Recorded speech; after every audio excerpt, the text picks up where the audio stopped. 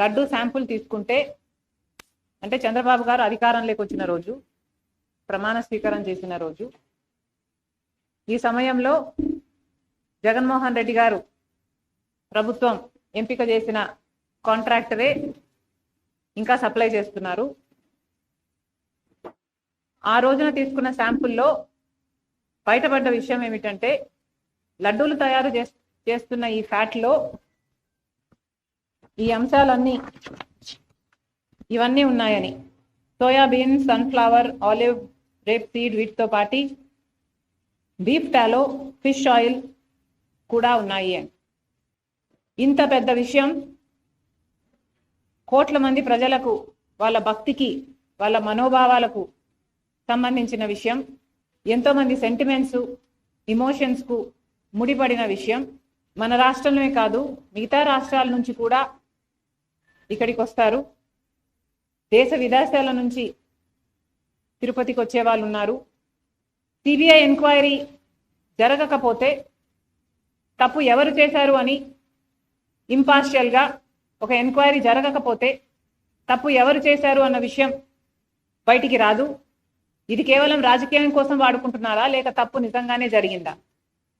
ఒకవేళ తప్పు నిజంగానే జరిగింటే తప్పు చేసిన వాళ్ళను శిక్షించాల్సిన అవసరం ఉంది. ఎందుకంటే వాళ్ళ మీద యాక్షన్ తీసుకోకపోతే మిగతా వాళ్ళు కూడా ఫైనాన్షియల్ బెనిఫిట్ కోసం ఇదే తప్పు చేసే ప్రమాదం ఉంది.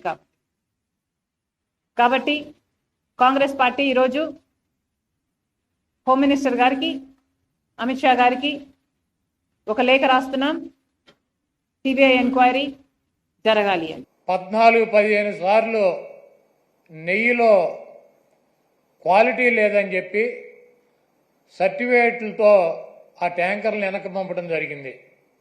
ఆ తర్వాత వైఎస్ఆర్ కాంగ్రెస్ ప్రభుత్వం వచ్చిన తర్వాత అక్కడ గతంలో ఏ రకంగా టెండర్లు పిలిచారో, ఏ రకంగా కేటాయింపులు చేశారో అదే రకంగా మా ప్రభుత్వం కూడా కేటాయింపులు చేసింది. 18 సార్లు జగన్మోహన్ రెడ్డి గారు ముఖ్యమంత్రిగా ఉండగా ఈ నెయ్యిలో క్వాలిటీ లేదని చెప్పి దాన్ని వెనక్కి పంపడం జరిగింది.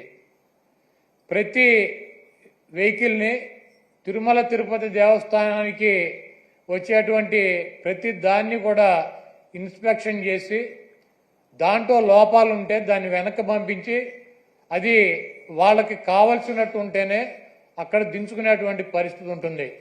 ఇది గత ప్రభుత్వాలు, గత 100 సంవత్సరాల నుంచి వచ్చేటువంటి ఆనవాయితీ. దాని ప్రకారమే చంద్రబాబు ముఖ్యమంత్రిగా ఉన్నా, జగన్మోహన్ రెడ్డి గారు ముఖ్యమంత్రిగా ఉన్నా, అంతకుముందు వేరే ముఖ్యమంత్రులు ఉన్నా కూడా ఈ క్వాలిటీ లేనటువంటి నెయ్యి కావచ్చు, ఇతర ఆహార పదార్థాలనే రిజెక్ట్ చేసి వెనక్కి పంపినటువంటి సందర్భాలు కోకొల్లలు ఉన్నాయి. అదే విధానంగా చంద్రబాబు నాయుడు ముఖ్యమంత్రి అయిన తర్వాత 4వ తారీఖు జగన్మోహన్ రెడ్డి గారు జూన్ 4న ఆయన రాజీనామా చేశాడు ఈ రాష్ట్రానికి ముఖ్యమంత్రిగా.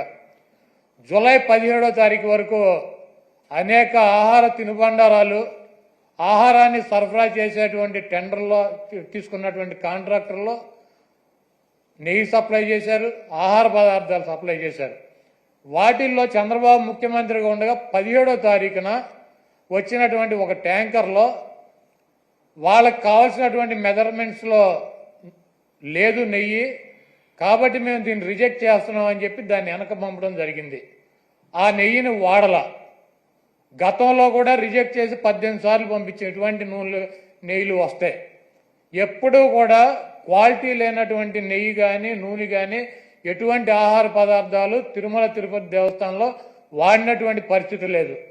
17వ తారీఖున జూలై 17వ తారీఖున ఏం ఫస్ట్ టైం కాదు రిజెక్ట్ అవటం, కొన్ని 100 సార్లు రిజెక్ట్ అయినాయి అదే తిరుమల తిరుపతి దేవస్థానంలో. దానిని చంద్రబాబు నాయుడు రాజకీయ లబ్ధి కోసం జంతువుల కొవ్వు కలిసింది, ఆ కొవ్వుతో లడ్డూలు తయారు చేశారు, వాటిని ప్రసాదాలుగా భక్తులకు ఇచ్చారు. ఈ దేశంలో ఉన్నటువంటి వెంకటేశ్వర స్వామి భక్తులు తిరుపతి వెళ్ళినాళ్ళు, లేకపోతే ఎవరైనా నాబోటాళ్ళు వెళ్ళి లడ్డు తీసుకొచ్చి 10 మందికి పంచి పెడతారు. వీళ్ళంతా కూడా అపవిత్రమైనటువంటి ప్రసాదాన్ని తీసుకున్నారు.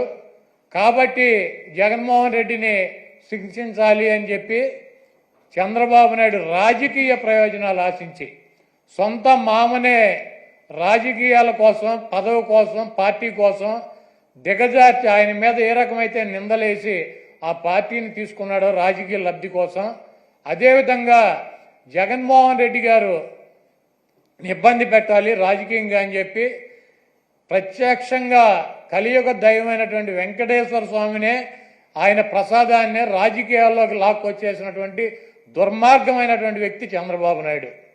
ఈరోజు ఇటువంటి దుర్మార్గం చేసి ఆలయ ప్రతిష్టని, వెంకటేశ్వర స్వామి విశిష్టతని దెబ్బతీసినటువంటి ఈ చంద్రబాబు నాయుడు గారికి బుద్ధి రావాలని చెప్పి, దీనిలో ఎటువంటి తప్పు జరగలేదన్నది ప్రజలకి తెలవాలని చెప్పి 1కి 10 సార్లు చెబుతున్నాం. ఎందుకంటే ఆ ప్రసాదం సేవించినటువంటి ఏ భక్తుడు కూడా కల్తీ ప్రసాదాన్ని తీసుకోవాలా, అక్కడ రిజెక్ట్ అవుతుంది. మొన్న వచ్చినటువంటి వెహికల్ కూడా, ఆయన ముఖ్యమంత్రిగా ఉండగా వచ్చినటువంటి వెహికల్ కూడా రిజెక్ట్ అయ్యి వెనక్కి వెళ్ళింది, అది వాడల. అటువంటి పొరపాటు తిరుమల తిరుపతి దేవస్థానంలో జరగడానికి అవకాశం ఉంటుందో, అక్కడ ఉన్నటువంటి బోర్డు కానీ, అక్కడ ఉన్నటువంటి ల్యాబులు కానీ, అక్కడ ఉన్నటువంటి ఉద్యోగులు కానీ ప్రతి వస్తువుని టెస్ట్ చేసే లోపలికి అనుమతి ఇచ్చేటువంటి పరిస్థితి ఉంటుంది. రిజెక్ట్ అయిన సందర్భాలు కోకొల్లలో ఎవరూ కూడా మేమేదో అపచారం చేశామనో, లేకపోతే జంతువులు కొవ్వు కలిసినటువంటి ఆహారం తిన్నామనో ఎవరూ కూడా బాధపడాల్సినటువంటి అవసరం లేదు. ఇది గతంలోనూ జరిగింది, ఇది ప్రాసెస్ జరుగుతూనే ఉంటుంది. ఎక్కడా కూడా ఏ ల్యాబ్ కూడా డైరెక్ట్గా దీంట్లో పశువులకు సంబంధించినటువంటి కొవ్వు కలిసిందని చెప్పి ఇవ్వాల. ఇలా జరిగి ఉండొచ్చు, అలా జరిగి ఉండొచ్చు. దీని మీద ఇంకా క్షుణ్ణంగా పరిశీలించాలని చెప్తే ఆ పనికిమాలిన రిపోర్ట్ ఒకటి తీసుకొచ్చి ఇది జరిగిపోయింది, తినేశారు, వండేశారు, స్వామికి పెట్టేశారు అని చెప్పి ఒక దేవుణ్ణి అడ్డం పెట్టుకుని రాజకీయాలు చేయడానికి దిగజారిపోయినటువంటి వ్యక్తుల్ని ఏమనాలి? ఇటువంటి వ్యక్తి ఈ రాష్ట్రానికి ముఖ్యమంత్రి. అంత ప్రతిష్ట కలిగినటువంటి గుడిని, అన్ని మహిమలు కలిగినటువంటి ఆ స్వామిని రాజకీయాల కోసం ఎవడన్నా అన్నం తినేవాడు బజారు లాగుతాడా? చంద్రబాబు నాయుడు భక్తుడా? నాకు 50 సంవత్సరాలు, 50 సంవత్సరాలు 40 సార్లు నేను తిరుపతి వెళ్ళా, 20 సార్లు గుండు కొట్టించుకున్నా, 15 సార్లు కింద నుంచి నడిచి వెళ్ళా, ప్రతి సంవత్సరం వెళ్తా. చంద్రబాబు నాయుడు ఎన్నిసార్లు గుండు కొట్టించుకున్నాడు అక్కడికి వెళ్ళి?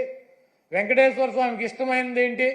భక్తులు, మహిళలు కూడా వెళ్ళి గుండు చేయించుకుంటారు, మహిళలు కూడా వెళ్ళి గుండు చేయించుకుంటారు. ఈయన ఎన్నిసార్లు చేయించుకున్నాడు? ఈయన వెంకటేశ్వర స్వామి భక్తుడా? రాజకీయాలకు వెంకటేశ్వర స్వామి వాడుకుంటాడు. జగన్మోహన్ రెడ్డి గారిని రాజకీయంగా దెబ్బ కొట్టాలంటే నువ్వు డైరెక్ట్ రా, ఆయన సిద్ధంగా ఉన్నాడు. వెంకటేశ్వర స్వామిని, మతాలని, కులాలని విచ్ఛిన్నం చేసి ఇది పెద్ద కుట్రగా మేము భావిస్తున్నాము. దీని మీద ఎటువంటి ఎంక్వైరీ అయినా సిద్ధంగా ఉన్నామని చెప్పి జగన్మోహన్ రెడ్డి గారు సుప్రీంకోర్టు న్యాయమూర్తికి, ప్రధాన న్యాయమూర్తికి లేఖ రాశారు. అదేవిధంగా ప్రధానమంత్రికి లెటర్ రాశారు. మీరు ఎటువంటి విచారణ జరిపినా వైఎస్ఆర్ కాంగ్రెస్ పార్టీ మేము సిద్ధంగా ఉన్నామని చెప్తే సిట్ అని చెప్పి, ఈయన సిట్ అంటే కూర్చున్నవాడు, స్టాండ్ అంటే నుంచున్నవాడు ఒక ఆఫీసర్ని వేశాడు. ఏం రాస్తాడు? లోకేష్ దగ్గరికి, ఈయన దగ్గరికి వెళ్ళి ఏం రాయమంటారు సార్ అని చెప్పి అడిగి రాస్తారా సిట్ రిపోర్టు?